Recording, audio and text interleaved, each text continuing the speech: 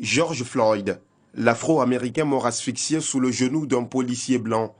Les périodes fastes de l'adolescence mises en évidence dans ses œuvres. Ou encore Séduction, cette toile qui révèle au travers du masque dent la face cachée de l'être humain.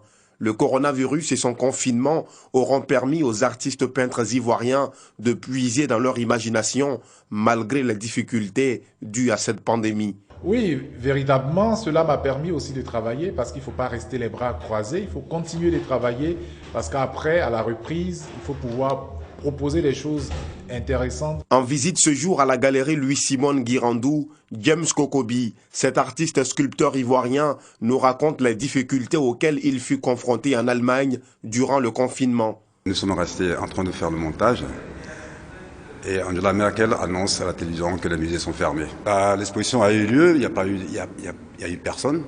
C'est resté fermé tout le temps jusqu'à ce que les musées soient ouverts. Et pour contrer les effets du coronavirus, à la galerie Louis-Simone Guirandou ou ici à Cécile Fakouri, les visites individuelles dans le strict respect des mesures barrières et le digital ont permis de promouvoir et commercialiser certaines œuvres. C'est quelque chose qu'on faisait avant.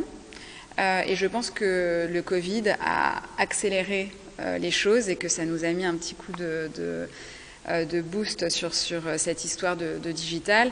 Et donc oui, ce qui existait, on l'a amélioré, on l'a rendu plus performant. Et effectivement, c'est aujourd'hui, on ne peut pas faire sans, quoi. On est obligé aujourd'hui d'avoir un site performant avec voilà, plein d'outils divers et variés. On a fait comme toutes les galeries, c'est-à-dire qu'on a fermé, mais on recevait sur rendez-vous. Ce qui veut dire qu'on recevait très peu de personnes, tout le monde devait être masqué, bien sûr. Et on a beaucoup travaillé également avec les réseaux sociaux. Aujourd'hui, remise de cette difficile période de pandémie, chacune d'elles expose fièrement des œuvres d'artistes africains. Ça va dans l'ensemble, c'est vrai que c'est timide. Bon, vous me direz aussi la saison des pluies fait que les gens sortent peut-être un peu moins, mais les gens reviennent.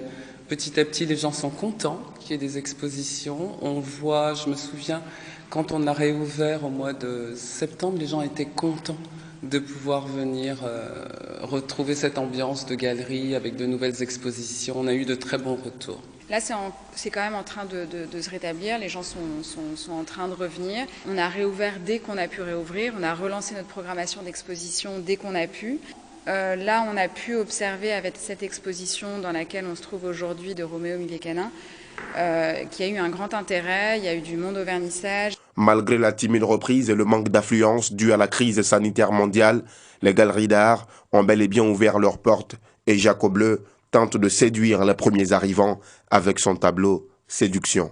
Le tableau qui est juste derrière moi, c'est Séduction. Séduction qui fait partie de ma série d'œuvres que j'ai intitulée Réalité masquée, où j'essaie de combiner des personnages réels avec des personnages mis en œuvre à partir de nos masques d'âme de chez nous. Et les réalités masquées aussi, cela veut dire que nous sommes dans des situations où nous ne montrons pas tout.